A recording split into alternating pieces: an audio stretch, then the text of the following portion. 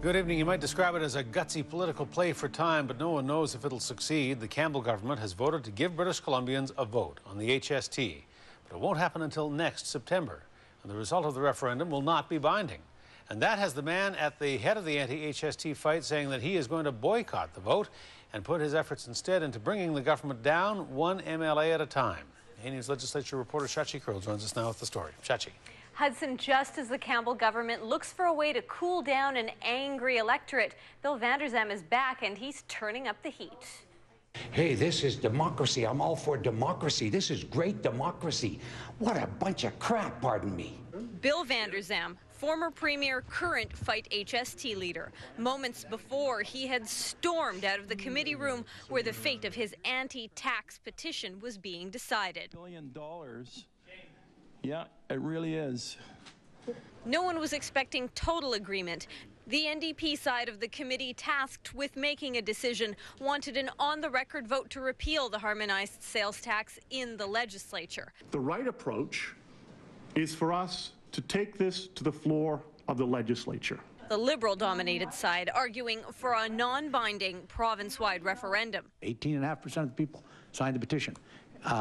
So the rest of the province didn't. So I'd like to hear from them. Political watchers calling that good strategy for the Liberals. The vote in the legislature will expose all of the cracks in the party, whereas the vote in the referendum will expose the cracks in the population. But it set off the man who set all these events in motion.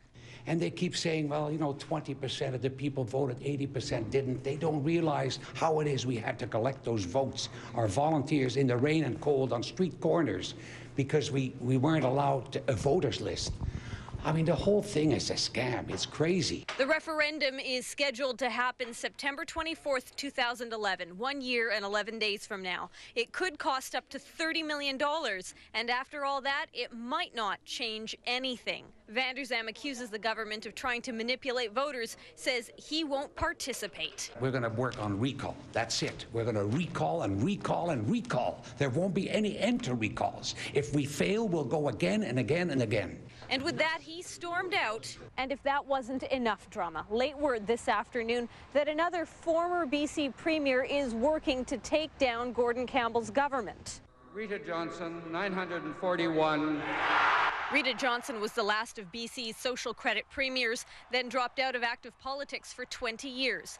Now she's back, throwing her support behind the fledgling BC Conservative Party. What really put the icing on the cake was the way the Premier and his cabinet ministers handled the HST situation. But the Liberals insist a referendum is really what British Columbians want. This is an historic decision that we made today, the first time that we'll be going to the voters in this fashion. Whether it is or it isn't, a referendum is coming, and so, apparently, are the recalls. Now, Hudson, late this afternoon, the Premier weighed in on the day's decision. He is on the record supporting an election-style referendum, and he claims his government is prepared to listen to voters.